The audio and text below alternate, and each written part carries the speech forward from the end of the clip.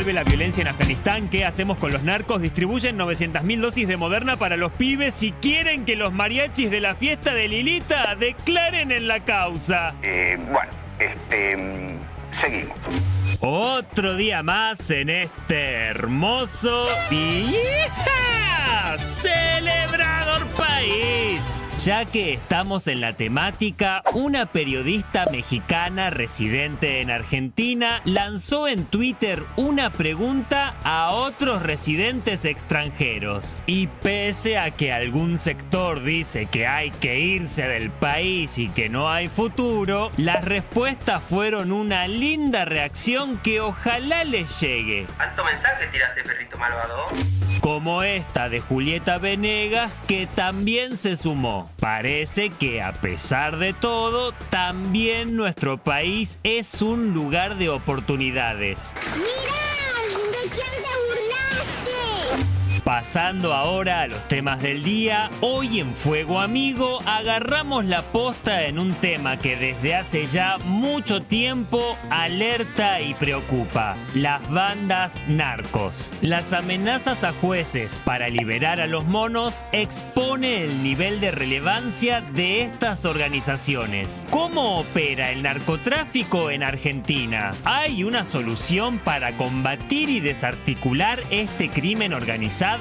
Llamamos para indagar sobre el tema a personas calificadas. ¡Y más! ¡Y más! ¡Y más! ¡Y más! Además, Martín Guzmán se puso la capa y se metió volando en la campaña. El ministro últimamente estuvo muy activo y en el Consejo de las Américas anticipó una proyección de crecimiento económico. De 7% para el año 2021 a 8%. ¿Cómo impactará el apoyo del ministro de cara a las PASO? Bueno, ¿vos qué decís, che?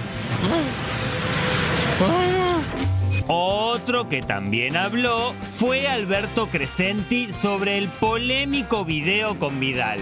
¿Usted sabía que iban a difundir ese video? No, porque es mi despacho. ¿Será cierto? Ahora llamamos al bar y lo revisamos. ¡Está loco ese! ¡Este es un loquito! Arranca Fuego Amigo, un programa que sigue siendo el rey. Hola, ¿qué tal? Muy buenas noches, bienvenidos a Fuego Amigo. Bueno, no solo se les ha complicado la vida a los mariachis, esta tarde se conoció que también está imputado el presidente de la Nación, Alberto Fernández. ¿Qué quiere decir esto, Cata, que esté imputado Alberto Fernández? Es una buena pregunta, porque la palabra imputado sufre de una inflación por lo general en los medios de comunicación.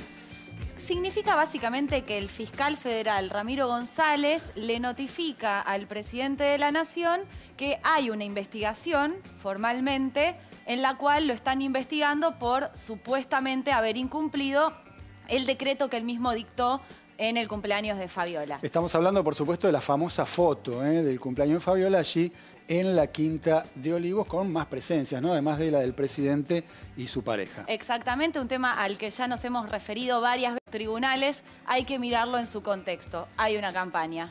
Hablando de campaña, y me gusta presentarlo así, vení, acompañame, vamos a hablar de la cámara. Sí. Me gusta, ¿Caruso? Me gusta esa actitud, Schurman, Que arranque Caruso, en ¿sí? campaña, Caruso, dale. ¿Caruso? Bueno, está bien, dale. Bueno, ¿qué tal? Buenas noches. Efectivamente nos vamos a meter con un elemento que ha circulado muchísimo en las últimas horas y tiene que ver con el modo en que una docente en la provincia de Buenos Aires abordó una discusión política con uno de sus estudiantes y otro estudiante en la misma clase filmó efectivamente esa instancia. Esto ocurrió en La Matanza, en una escuela de la provincia de Buenos Aires. Yo personalmente prefiero preservar el nombre de la docente, ahora les voy a explicar por qué, pero es una situación que tiene múltiples abordajes. Hay una decisión que tomó el Ministerio, en realidad el área de Cultura y Educación de la provincia de Buenos Aires, pero que fue comentada públicamente por el ministro de Educación de la Nación, Nicolás Trota, y tiene que ver con el apartamiento provisorio de la docente mientras se investiga o se hace otro tipo de averiguaciones sobre cómo fue el episodio. Les propongo que escuchemos a Nicolás Trota, el ministro de Educación, y después, en realidad la docente, sí. Vamos a compartir el episodio, que insisto, es muy conocido, pero que se dio en una escuela de la provincia de Buenos Aires y esto ocurría. Esto era filmado por uno de los estudiantes que efectivamente participaba de esa clase. Si se llama bicicleta financiera. Y ahora la bicicleta. Y la bicicleta financiera afecta a esta escuela, afecta a tu vida y me afecta a mi jubilación. ¿Está claro? Y ahora entonces. ¿Ahora qué? Ahora hay que salir de la mierda que dejó. Pero en 4 años arruinó el país. ¿Quién? ¿Tienen ahí el gobierno este? ¿Quién arruinó el país en 4 años? ¿Quién? Según vos, el gobierno pasado. ¡Obvio! ¿Y en 37 años que tuvo el peronismo no arruinó el país? ¡No! ¿Qué 37 años? ¿De qué estás hablando? Ya se llevó la historia. El peronismo no tuvo 37 años. Bueno, efectivamente esta es la situación, esto es lo que se viralizó. Antes de escuchar a Nicolás Trota, y después le voy a decir por qué me parece que el gobierno lo enfoca de una manera equivocada, o debería haber sido un poquito más complejo el abordaje, porque la situación es compleja, tiene muchas dimensiones. Yo creo que aquí hay un maltrato evidente por parte de la docente. No sabemos qué le pasó a la docente ese día, no sabemos cuál es el contexto en el cual todo esto efectivamente sucedió, pero por lo que se la está acusando en la dirigencia política y sobre lo que se montó, incluso en el marco de la campaña, por eso está esto en campaña, un sector muy importante de la oposición en la Argentina, es por adoctrinamiento político. ¿Por qué hago acá una primera salvedad? Y ahora vamos a escuchar al ministro Trota. Porque yo creo que todo apunta en que no se discuta política en la clase, digamos, ¿no? Y eso me parece que es una mirada por lo menos sesgada. No, bueno, lo que yo creo que acá hay, sí. lo que acá creo que hay es un maltrato respecto de la docente sobre lo que efectivamente estaba ocurriendo. Coincido y no coincido con vos. No está bueno que un docente les diga qué pensar a los alumnos, porque ahí está discutiendo y básicamente por eso, bajando claro, líneas lo que pasa es que sobre nosotros vimos un tramo. Hay que entender esto es un tramo que alguien filmó en algo que, y deberíamos volver a dividir lo público, lo privado y lo íntimo, digamos, ¿no es cierto? Hay un tramo que nosotros observamos y que se difunde y se lo caracteriza de determinada manera. No estoy diciendo que esto está bien, ni me creo yo alguien para juzgarlo. Lo que digo es que, por un lado está la discusión sobre qué rol tiene que tener la discusión política en un aula, sí, que de esto no se está acusando, digamos, a la política en general, y por otra parte, el maltrato que efectivamente, por lo menos en este tramo, se evidencia. Vamos a ver qué es lo que decía Nicolás Trota, el ministro de Educación, porque le recae la ficha al kirchnerismo o a todo el cuerpo docente, como si efectivamente de esto se tratara la educación pública en la Argentina. La provincia de Buenos Aires ha iniciado la investigación y ha separado a la docente mientras inicia todas las instancias de investigación presumarial. O sea, ¿usted me puede confirmar que efectivamente ya fue separada del cargo? Fue separada mientras se lleva adelante toda la investigación necesaria. Yo conversé con la ministra de la provincia de Buenos Aires. Por supuesto, nuestra mirada es que nos oponemos a cualquier instancia de lo que se denomina adoctrinamiento. Bien, yo insisto, para mí es un error enfocar esto como adoctrinamiento, porque no conocemos qué es lo que pasó antes, cómo son las dinámicas de esa clase, de esa docente de historia, además, con lo cual sí, evidentemente, ahí hay una situación de maltrato que tendrá que ser investigada. Ahora, otro elemento más, otra dimensión, en esta lógica muy barata de analizar todas estas cuestiones. Estamos también frente a una cultura del escrache y de la violencia y del odio muy, pero muy profunda. Aquí alguien filma algo que no debería haber filmado, y se difunde y se viraliza de una manera realmente muy, pero muy compleja. Y no sabemos qué es lo que va a ocurrir con esta docente. ¿Quién garantiza que el análisis de la situación, discúlpame Diego, quién garantiza que el análisis de la situación sea justa en proporción de lo que efectivamente aquí ocurre y no un castigo ejemplar que hasta puede costarle la carrera y la salud? Pero también, yo lo enfocaría también por el lado del maltrato más que adoctrinamiento. Aparte uno adoctrina desde otro lugar, ¿no? Con un discurso agresivo en general, ¿no? El adoctrinamiento pasa por otro lado, pasa por una intención de convencimiento y con otras herramientas discursivas que claramente no son las que usó esta docente. Lo que pasa es que el video se está usando para otra cosa, o sea, se toma a esta mujer que no sé si tiene un problema psiquiátrico o lo que sea, o si es así frente a la clase y a ella le parece que está muy bien, digamos, no sabemos, pero eso se usa para decir que el peronismo adoctrina en las escuelas, que no es lo mismo que sentar a los alumnos y decirles, adoctrinarlos y enseñarles lo que tienen que repetir como loros, ¿no? Y el otro tema es que, bueno, si hay una docente que maltrata, hay canales institucionales. Lo que vos decís es, esto es la cultura del escrache también, porque A ver, vos podés filmar un video porque de pronto no te cree el director del colegio, el rector del colegio, o no si te los cree el alumnos supervisor. se sentían maltratados y se sentían que les estaban bajando línea, está bien, qué sé yo. El tema es lo que pasó después con la política y con las redes sociales. Claro. Bueno, en las redes sociales se utilizó a partir de este episodio que incluso algunos legisladores de la oposición lo utilizaron para hablar de adoctrinamiento. Claro, empezó la batalla en redes sociales y por parte del oficialismo ponían un video de Macri en la presencia en un colegio tiempo atrás y los chicos cantando el sí se puede, ¿no? No sé si han recordado esa situación. Lo que quiero agregar es que claramente, más allá de que el abordaje es mucho más complejo, como dice Caruso, más allá de algunas cosas con las que no coincido que dijo, pero es mucho más complejo de lo que se trató todo el día desde la dirigencia política sin grieta, porque el gobierno también para mí lo está manejando mal, increíblemente coincido con Caruso, pero me parece que también hay una pregunta que nos tenemos que hacer, es ¿qué hace una docente así en un aula? Ahora, habiéndonos preguntado esto, estoy pero completamente asustada con los discursos de odio y de linchamiento, de difundir sus datos personales en las redes sociales, porque por más que esa docente no tenía que estar dando clases y era incorrecto, el maltrato es horrible, de ninguna manera es tolerado y tampoco bajada de línea política. Más allá de eso, no pueden difundir los datos de esta persona porque no sabemos tampoco ni siquiera en qué situación, como estaban diciendo Eli y Pablo. Y hablando de una campaña violenta, fíjense lo que pasó en las últimas horas en la provincia de Corrientes. Ana. En la provincia de Corrientes el próximo domingo se elige gobernador y hoy eran los cierres de campaña. Por ejemplo, cerró Gustavo Valdés, que va por su reelección, cerró Fabián Ríos, que lo enfrenta desde el Frente Corrientes de Todos. Y esto que estamos viendo ocurrió hace un rato en Tapebicuá, que es una localidad a 55 kilómetros de Paso de los Libres. Balearon a un diputado provincial. El diputado Miguel Arias recibió un balazo en su abdomen, está en estado delicado. Esto acaba de suceder, acaba de Analía, ocurrir, o sea, hace un rato. Balearon a un diputado en un acto político, o sea, esto es lo que pasó. Y ahí estamos viendo, porque bueno, como hay celulares en todos lados, estamos viendo cómo alguien tomó la imagen. Ahí está el diputado provincial del Frente Corrientes de Todos. Es el peronismo de la provincia de Corrientes. Todo el partido en la provincia está pidiendo el esclarecimiento del hecho, se están solidarizando con la familia. Diputado provincial, ¿eh? Te pregunto diputado dos provincial. cosas. ¿Cómo está el diputado y qué se sabe de quién puede haber sido? Bueno, está en estado delicado. Fue trasladado a un hospital en Paso de los Libres, a 55 kilómetros de donde estaban realizando este acto político. Está investigando la justicia y la policía provincial, que ya están en el lugar, en esta localidad de Tapebicuá. Y bueno, el Frente Corrientes de Todos está reclamando la rápida investigación y bueno, que se esclarezca el hecho. Todavía no hay... Bueno, sí. A propósito de este tema, ¿no? Tenemos una comunicación telefónica con el senador Néstor Bailear, senador de la Alianza Encuentro Corrientes, que nos va a contar un poquito de lo que ha acontecido y qué pasó en las últimas horas, sobre todo, ¿no? A ver si tenemos más información de la que estamos dando cuenta por estas horas a través de Analía. Senador, ¿qué tal? Buenas noches, ¿cómo le va? ¿Me escucha, senador?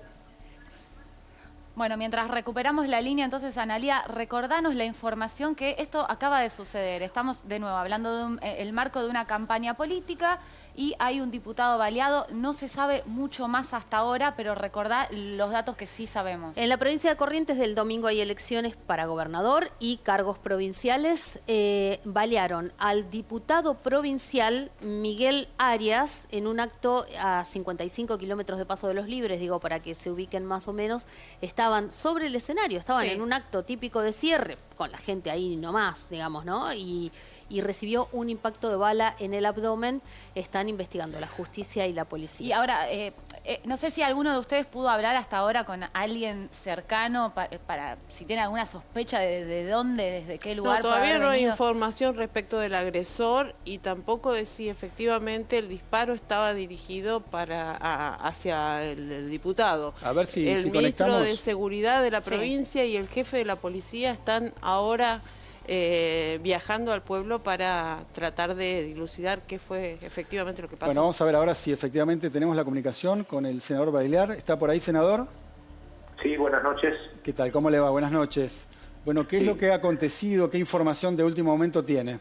Mire, la información que tengo es la que estaban transmitiendo ustedes. Esto ocurrió esta tarde en un acto de cierre de campaña del Frente de Todos en una localidad muy pequeña que se llama Tapedicuá, que queda sobre la costa del río Uruguay, a casi 400 kilómetros de la ciudad capital. Aparentemente estaban arriba del escenario el jefe de policía y la división de delitos complejos. Senador, ¿sí? ¿pudo estar en contacto en estos últimos minutos con alguien que haya estado ahí en el lugar para ver si vieron algo? No, eso lo está haciendo, esa investigación la está haciendo. Para eso fue el ministro para allá y el jefe de policía. Van a tomar contacto con todas las personas que sean necesarias, porque esto tiene que esclarecerse sí o sí. Senador. Esta fue una campaña particularmente tranquila y no entendemos qué es lo que pudo haber pasado, y el gobierno va a ir hasta las últimas consecuencias para esclarecer totalmente esto, colaborando con todos los elementos a la justicia, que es la que lleva la investigación. Ahora, ¿no tienen ninguna punta de por dónde puede haber venido? No, hasta ahora, por la información que yo tengo, no. Pero por eso había que esperar que tengan sus primeras conversaciones ahí los funcionarios que fueron hasta allá, y ahí seguramente puede ser que salga algo. Yo no le puedo decir nada, estoy a 400 kilómetros del lugar y esto yo me enteré hace media hora. Senador, Analía Argento lo saluda. Usted es el compañero de fórmula, es candidato a vicegobernador acompañando a Gustavo Valdés, ¿no? Usted estaba con el gobernador, ustedes acaban de cerrar la campaña, ¿cómo se enteró el gobernador y qué van a hacer? No grande, un acto chico, todo virtual, un acto virtual más que nada. Y bueno, cuando estábamos saliendo nos enteramos de esto, y bueno, como le digo, el gobernador ordenó de inmediato el traslado del ministro de Seguridad en persona, del jefe de policía y de todos los organismos pertinentes de la policía de la provincia para trabajar en la investigación, colaborar en todo lo que la justicia requiera. Paralelamente a eso también todo el apoyo de la estructura de salud para que hacer todo lo posible en bien de la vida de esta persona. Senador, le hago la última pregunta. Usted decía que fue una campaña pacífica, ¿no hubo ninguna otra situación de violencia o atisbo de violencia? Fue una campaña excepcionalmente tranquila. Supongo que en parte tiene que ver por el clima que estamos viviendo, aparte casi todo fue virtual.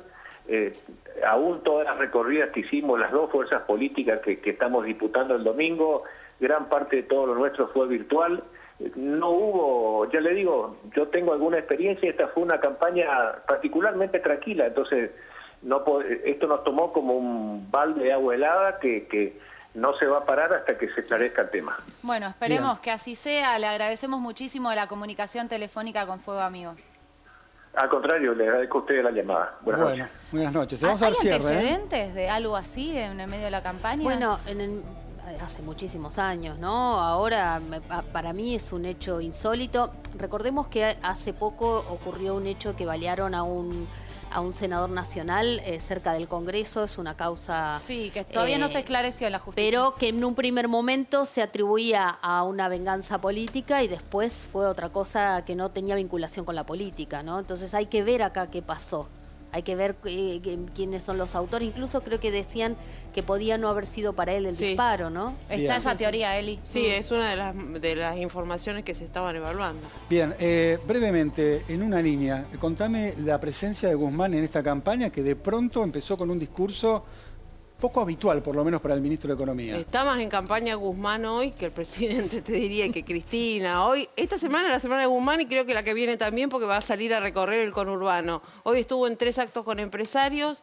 Claramente el gobierno tiene interés en instalar el tema de la economía como eje de campaña. Guzmán salió a pegarle a Macri, a Vidal, incluso los trató de exdirigentes. ¿Será porque haya muchas encuestas dentro del gobierno que dicen que Guzmán es el funcionario más confiable de la administración de Alberto Fernández? Y casi que te la respondes sola la pregunta. No sé, me pregunto. Hay números. Vamos a profundizar este tema más adelante, gracias Eli. Y hablando de temas que tampoco se escuchan en la campaña, Schurman, demasiado, nos vamos a meter en un tema del cual sabemos poco, además, y queremos aprender, como nos pasa mucho acá en Fuego Amigo. Somos curiosos y es un tema que nos preocupa porque afecta desde muchísimos lugares a la vida de cada uno de nosotros, que es el narcotráfico. El narcotráfico, tratando de abordarlo desde lo político, desde lo judicial, desde lo económico, cómo opera la Argentina. Tenemos invitados que son los especialistas, nosotros no sabemos nada, así que el informe y ya empezamos a escuchar a todos.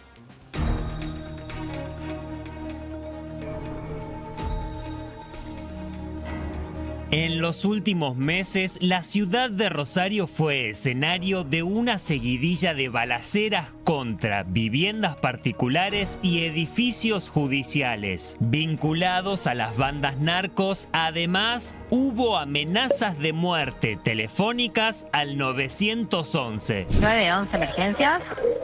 Hola, somos acá la anda de los canteros y a los monos, suéltenlo porque lo vamos a agarrar juez. Al juez le reventamos toda la casa y lo matamos, lo vamos a secuestrar. El narcotráfico es un delito de crimen organizado que lleva décadas en el país. ¿Cómo opera y cómo se combate hoy en Argentina? ¿Quiénes están detrás de las bandas narcos? Muchas veces el tráfico y las drogas llegan a los barrios más... Bien, y vamos a presentar a los invitados del día de hoy. Está Corina González, que es referente de Vientos de Libertad de Chacarita. Está Enrique Font, que es criminólogo, profesor de la Universidad Nacional de Rosario. Gracias a ambos por venir. Y vamos a presentar también por Zoom a Tobías Schleider, que es especialista en Derecho Penal, y a Carlos Delfrade, que es periodista y diputado del Frente Social y Popular, a quien hemos tenido aquí en Fuego Amigo en alguna oportunidad. Y voy a arrancar por vos. Carlos, te quiero hacer una pregunta a propósito de una frase que vos dijiste y me parece que es una buena manera de introducir esta temática. En alguna oportunidad, vos escribiste: las armas y el narcotráfico desde hace 50 años son 2 de las 5 principales arterias del corazón del capitalismo. Te tiro la frase, traducímela, ampliámela y arrancamos con esta charla. Sí, empiezo incluso con el atentado recién de Corrientes, si me permiten, por una pregunta que había dejado tu compañera, la conductora. Sí. El 6 de septiembre de 1991, dentro de una semana se van a cumplir 30 años, mataban al ex senador de la provincia de Córdoba, Regino Mathers. Sí, claro. Lo mataban al cierre de la campaña electoral que iba a dar, que Eduardo César Angelos iba a ser por tercera vez consecutiva gobernador de la provincia de Córdoba. Lo mataron porque iba a denunciar el narcotráfico en la provincia de Córdoba a través de las camionetas oficiales de la empresa provincial de la energía de Córdoba. Uno de sus amigos, que hoy es una figura política, por lo menos con mucho renombre en la política nacional, Mario Negri, nunca habló del caso de Regino Mathers. Pero ese fue un crimen político narco al que hay que sumarle, por esta pregunta que vos hacías, el atentado contra Antonio Bonfatti, que fue uno de los más fuertes de la democracia argentina, porque atentaron contra la vida del gobernador de la segunda provincia más importante del país, allá por octubre del año 2013, que es cuando empieza todo esto. Dicho esto, nos metemos en la primera pregunta. Desde la década del 60, el Banco Mundial, el Fondo Monetario Internacional, las Naciones Unidas, dice que el capitalismo tiene 5 arterias que le alimentan el corazón: el petróleo, las armas, los medicamentos, el narcotráfico y la trata de personas. En la Argentina, el primer cargamento que llega de Bolivia se hace el 24 de abril de 1978, plena noche carnívora de la dictadura, zona franca de Bolivia en el puerto rosarino. Lo va a recibir Emilio Eduardo Macera, nada más y nada menos, quien llamaban el comandante cero, y los que venían de Bolivia, de la dictadura de Banzer, después terminan, 2 años después, imputados de haber llevado el narcogolpe García Mesa y Arce Gómez en Bolivia. Desde ese entonces, 43 años hasta acá, el narcotráfico es eso que se demuestra allí. Es decir, un negocio paraestatal, desde nichos corruptos del Estado, de arriba hacia abajo, y que tienen una raigambre multinacional enorme. Carlos, por eso decíamos lo de las 5 arterias. Sí. Déjame preguntarle a Enrique, porque nosotros la verdad es que hablamos poco de narcotráfico en los medios, no es un tema que esté en la agenda pública, tampoco en el debate de la campaña. Vamos a lo básico, digamos, más allá de los casos específicos. Contanos quiénes son los que ganan plata con el narcotráfico, cómo se blanquea ese dinero y cuáles son los vínculos en la Argentina con la política.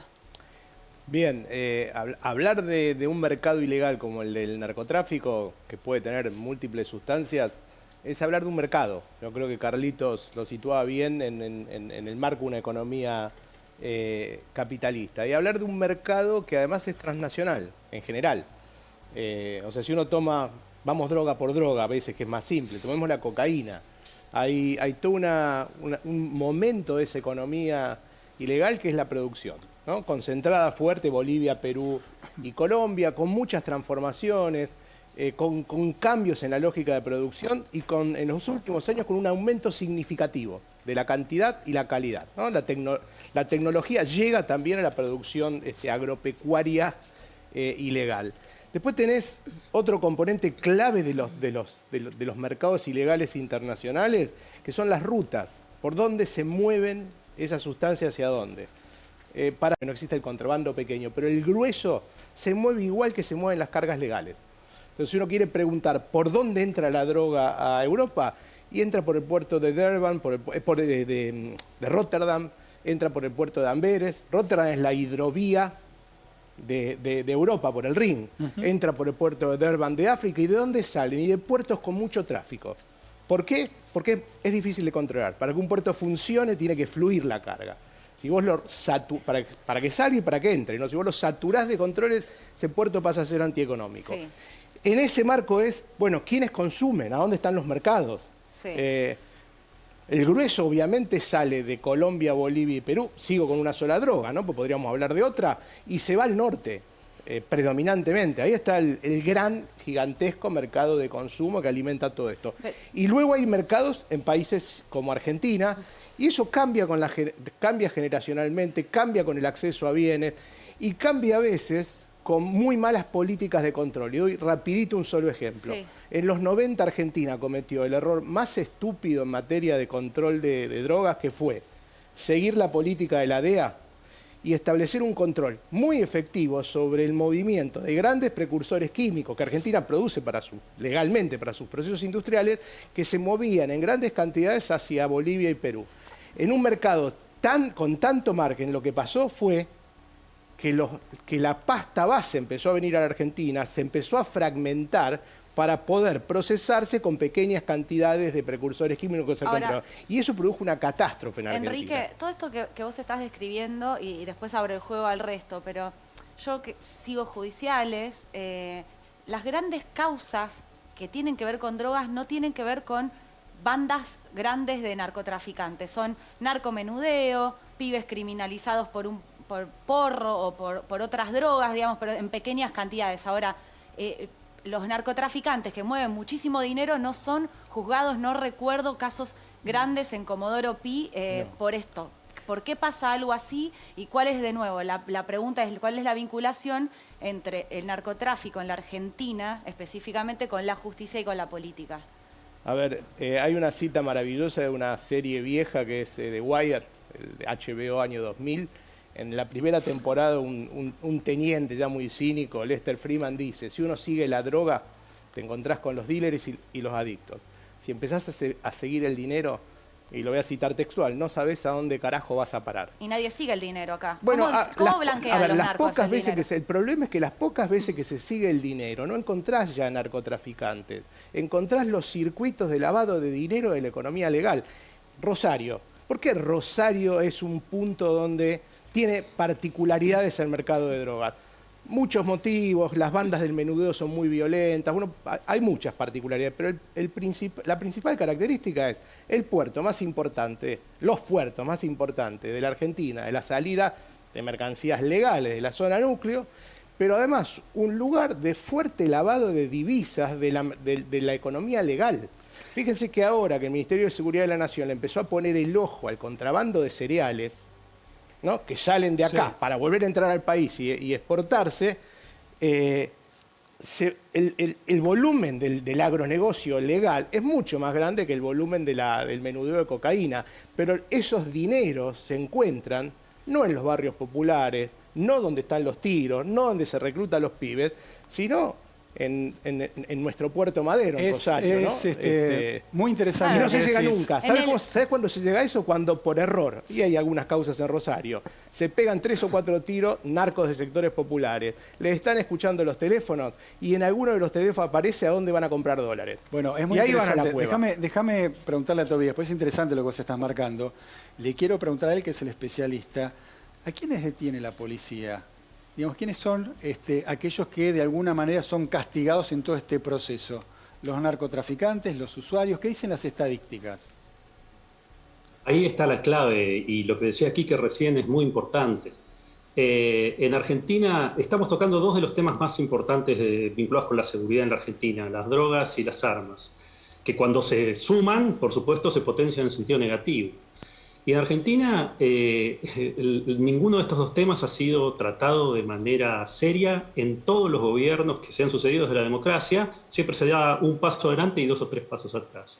En Argentina, entre la mitad y el 80% de las causas de narcotráfico vinculadas con la ley de drogas son por tenencia de droga, generalmente para consumo y generalmente marihuana. Es decir, los recursos del Estado, que son limitados, por supuesto, se destinan en enorme medida a perseguir a pequeños consumidores o a microtraficantes. Esto que estás diciendo, Tobías, las denuncias que ingresan a Comodoro Pi son justamente por narcomenudeo, por pequeñas tenencias de droga. Y quiero hacer un punto acá porque te quiero preguntar a vos cómo es estabas asintiendo cuando estábamos hablando de esto. Decías se llevan a los pibes por un porro.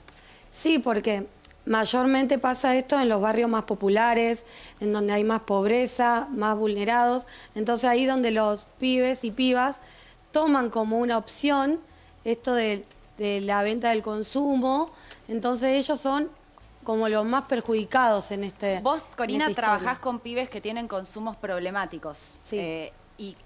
Lo que ves siempre, digamos, es que nunca caen los narcos, los que están detrás de todo. Eso es lo que estás contando. Sí, tal cual. Como que el Estado criminaliza al pibe o a la piba que está en la esquina vendiendo, y siempre son ellos los que terminan cayendo en todo esto, ¿no? ¿Y qué pasa con las bandas en el vínculo con estos chicos? Y en las bandas, o sea, como que ellos terminan cayendo a través de la necesidad, ¿no? Empiezan con esto de la venta y demás a través de la necesidad y terminan en un círculo difícil de salir, ¿no? ¿Pero ustedes los amenazan por el trabajo que hacen con los chicos adictos o no? No. No pasa eso. No, en nuestro caso no. Bien. ¿Puedo preguntarle algo a Carlos del Frade? Carlos, ¿cómo te va? Pablo Caruso te saluda. Quiero preguntarte por recién... Hola, Pablo. ¿Cómo estás? Buenas noches. Recién Enrique mencionaba algo muy importante, lo mencionó como hidrovía. Quiero preguntarle, porque en estos momentos se está poniendo arriba de la mesa, o está arriba de la mesa, y se están tomando decisiones importantes sobre la vía navegable más importante que tenemos, que es la del Paraná. ¿Qué vinculación hay narcotráfico con esa vía y con lo que se está decidiendo en este momento? Y otra pregunta parecida, te lo pregunto por santafesino, digamos, si el fútbol está vinculado con el blanqueo, digamos, de dinero del narcotráfico. Sí, a las dos cosas. En primer lugar, vamos con un caso emblemático en la provincia de Santa Fe. Recién Quique Fonte contaba lo que estaba pasando en el puerto, no solamente del puerto de Rosario, sino especialmente por el puerto que está a 26 kilómetros al norte de Rosario, que es el puerto de San Lorenzo, por donde se va el 75% de las exportaciones argentinas. Allí el volumen de lavado de dinero es realmente enorme, con las principales empresas multinacionales directamente vinculadas a todo esto. Pero te voy a dar el caso de una de esas empresas de origen nacional y hoy convertida en un fugaducto, que es Vicentín, en el puerto de Reconquista, que es el norte profundo de la provincia de Santa Fe. Se hicieron cargo en 1998 y a partir de entonces empezaron a aparecer muchísimos casos de dos de esas arterias que alimenta el corazón del capitalismo, como decíamos antes, narcotráfico y trata de personas. Reconquista, administrado por Vicentín. Esto forma parte de lo que significa que los dueños de los puertos, que verdaderamente es el pueblo, terminan siendo los inquilinos, es decir, estas grandes empresas. Prefectura no se mete, es cómplice, la aduana mira para otro lado generalmente, y tenemos contrabando, evasión y tráfico de lo que significa armas y drogas. Fíjense lo que pasó en febrero de este año. Por una ley vigente todavía de la dictadura, la democracia está encorsetada con 500 leyes que siguen vigentes de la dictadura hasta acá, la ley de inversiones extranjeras. Cuando la bodega del barco está cargado y va por el tránsito del río Paraná, no se la revisa. Por eso sucede lo que dice Quique. En febrero de este año salieron 16 toneladas de cocaína. O sea, ¿nadie revisa los barcos al día de hoy? O sea, no, cuando están en circulación, nadie. Y es allí en donde también aparece el contrabando de armas. que viene, por ejemplo, de Alemania o de Estados Unidos y se ensamblan en Rosario o en el norte de la provincia de Buenos Aires y terminan, ahí sí, en los grandes carteles de Brasil que siguen trabajando en San Pablo o en Río de Janeiro. Es decir, la zona del lavado de dinero está directamente vinculado a los puertos.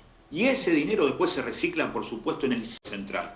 Bien. Y eso siempre tuvo que ver también con esos mecanismos de lavado de dinero, como recién preguntaba. Le pregunto a Enrique, ¿no? Porque, claro, está metida la barra, hablamos un poco de la política. ¿Qué pasa con la justicia y sobre todo la policía, ¿no? En Rosario han detenido en algún momento a un jefe de la policía vinculado a los narcos.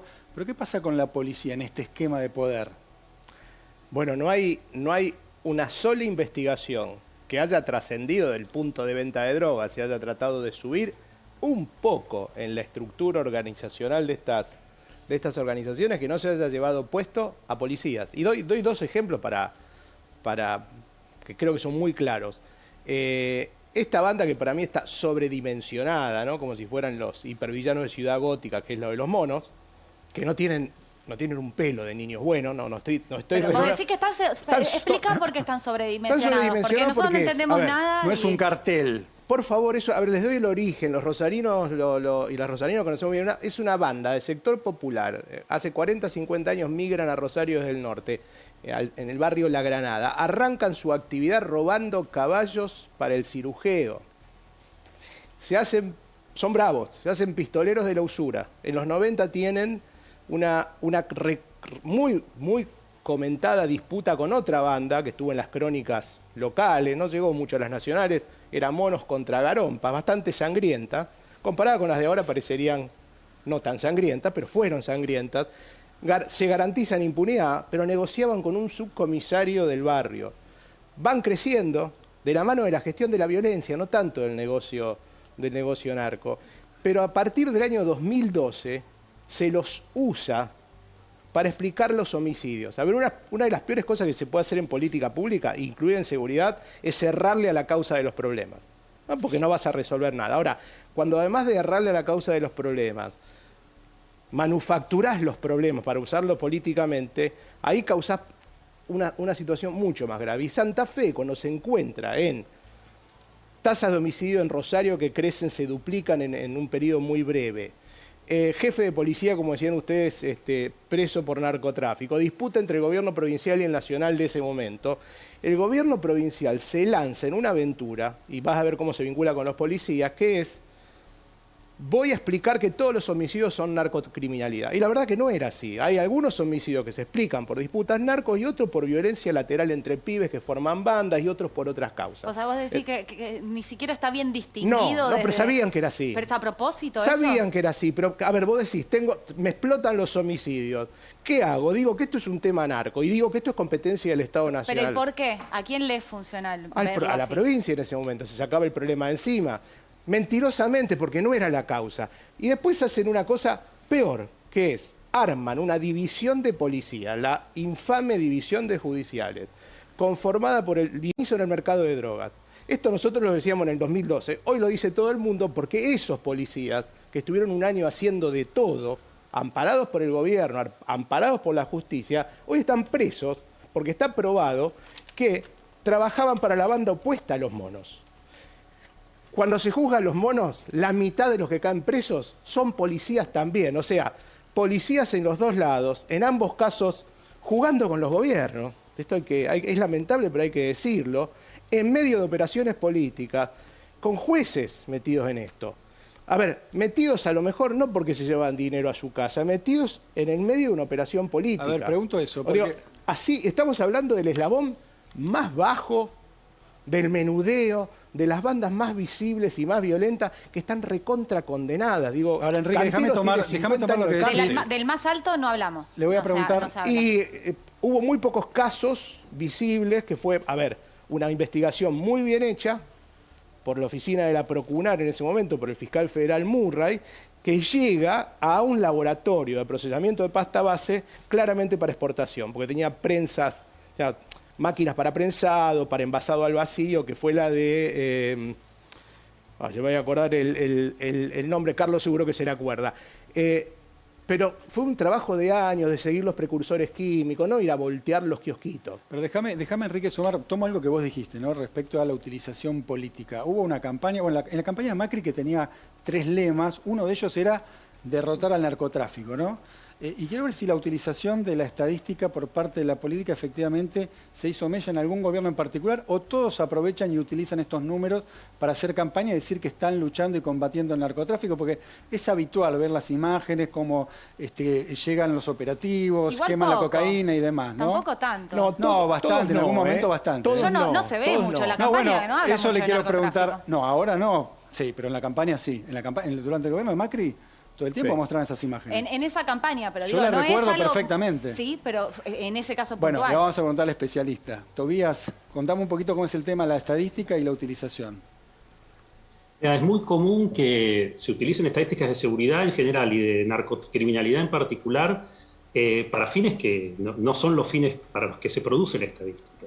Y es muy común un ejemplo muy concreto, y no es de un solo gobierno, es histórico esto. En general, los gobiernos toman los datos de decomiso, de secuestro de sustancias, como un dato de éxito de la política de persecución del narcotráfico. Y esto es mínimamente absurdo, porque vos, si secuestrás más droga, puede ser porque aumentó el mercado, puede ser porque las fuerzas de seguridad empezaron a trabajar y antes trabajaban menos, o puede ser por algún grado de efectividad, pero no es una medida estadísticamente, técnicamente útil saber cuánto se secuestró de sustancias para medir el éxito de una política. Y acá es volver a lo que decíamos antes, los recursos son limitados y si se gastan en perseguir al pequeño microtraficante o incluso al consumidor, lo que sucede es que las fiscalías terminan obturadas por esas causas que casi en todos los casos terminan en un sobreseimiento, en un archivo, pero que demandan recursos de las fiscalías para ocuparse de eso. Entonces, no hay que pensar simplemente de manera ingenua en que esto se hace para inflar estadísticas. Probablemente sea uno de los fines, pero hay otro fin también probable, y es que de esa manera se está impidiendo que los fiscales que quisieran trabajar tengan a su disposición todos los recursos para ponerlos en juego, ¿no? Ahora, entonces aquí... Sí, perdón. No, terminar la idea y ahora pregunto. No, lo que decía es, también es importante que los fiscales y los jueces tomen esto en serio y tomen cartas en el asunto e impidan que esto suceda. Porque si no terminan siendo cómplices de este juego, ¿no? No es simplemente una cuestión que es responsabilidad solo de las fuerzas de seguridad. Ahora, ese es el deseo, eso es lo que debería pasar, lo que pasa en la práctica es prácticamente lo opuesto. Más allá de preguntar si están preparados o no, por ejemplo, los funcionarios judiciales, los funcionarios policiales, la parte que debe investigar y que puede llegar a investigar para estos delitos tan complejos. Y por el otro lado, otra cosa que te quería preguntar es, en el medio de todo esto avanza una discusión por la legalización, por ejemplo, de la marihuana. Y siempre está ese eslogan de legalizar puede llegar a ayudar a combatir el narcotráfico. Yo la verdad no tengo idea, lo pregunto desde la ignorancia. ¿Es un eslogan vacío? No, a ver, yo creo que vamos a coincidir la mayoría de los que trabajamos en estos temas sin consumos problemáticos. Hoy hay posiciones, un colega criminólogo argentino que trabaja estos temas desde Holanda, que dice, bueno, mientras recorremos ese camino, hagamos una política de reducción de daños del prohibicionismo. A ver, reducción de daños del prohibicionismo es un poco lo que contaba Tobías. Si los fiscales, lo han hecho en algunos casos, hay ejemplos, si los fiscales se ponen de acuerdo y dicen, no fragmento más las causas. Yo en 2013 relevé para el fiscal de la Procunal, le hicimos un relevamiento de la universidad de cómo estaban trabajándose las causas. Y vos tenías 4 fiscalías federales trabajando la misma banda, en el mismo barrio, en distintas causas, con distintas fuerzas policiales, sin articularse entre sí. En una misma fiscalía esa fragmentación. O sea, no ibas a llegar nunca a ningún lado. Cuando llegó un fiscal que empezó a reorganizar esto, encontró ese laboratorio de Delfín Zacarías, ese gran laboratorio, se llevó puesto al jefe de policía y probablemente iba a seguir avanzando y bueno, ahí se terminó su carrera. Pero es posible articular. Pero es un límite. Carlitos decía recién lo de los puertos privados. Yo tengo malas noticias al respecto, porque el puerto de Rotterdam es de gestión mixta. El puerto de Rotterdam, el gran punto de ingreso de drogas, tráfico de personas y armas a Europa, es mixto, donde el Estado tiene una posición muy fuerte. Y la disyuntiva es, bueno, ¿cuánto bloqueo el movimiento del puerto? Porque si yo me pongo muy controlador, se me van a los puertos de Bélgica. Claro. Digo, esta va a ser una discusión en la hidrovía muy compleja. Hay muchas ventanas que abrimos, es una primera aproximación. Corina, vos que estás en el territorio, nos quedan 40 segundos, pero me gustaría que nos puedas contar cómo vivís vos esta discusión desde el territorio, laburando con pibes con consumos problemáticos.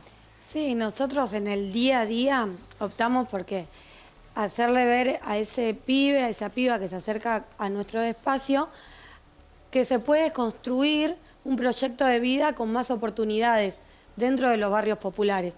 Desde el estudio, desde hacerle ver que puede estudiar, por ahí ser parte de un trabajo comunitario, talleres de oficios para que ser insertado dentro de cooperativas, dentro de la economía popular. Entonces, de esa manera no somos nosotros quien para por ahí ir a dar esa pelea contra el narcotráfico, pero sí somos quienes en el día a día apuntamos a que ese pibe y esa piba tenga un cambio de vida y se pueda construir un proyecto de vida. Gracias por lo que les agradecemos a los cuatro para esta aproximación. Seguramente tendremos un segundo capítulo como tantos temas que abordamos aquí en Fuego Amigo, pero les agradecemos para pensar todos juntos un tema que, como decíamos con Cata, rara vez aparece en las campañas o en las propuestas en los medios de comunicación también. Nos quedamos con muchísimas preguntas, gracias a los cuatro. Nosotros nos vamos un corte y ya venimos con un poquito más de Fuego Amigo.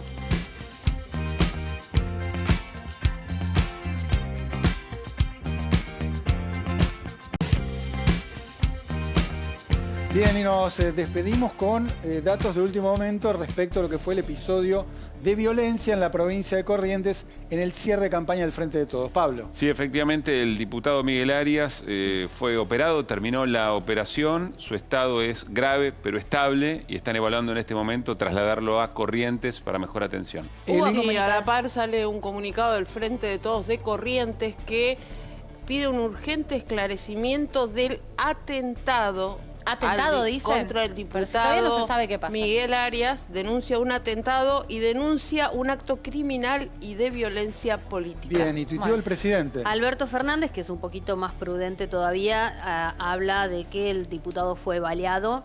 En un Estado de Derecho la violencia política resulta inadmisible. El gobierno provincial rápidamente debe esclarecer el hecho y castigar a los responsables.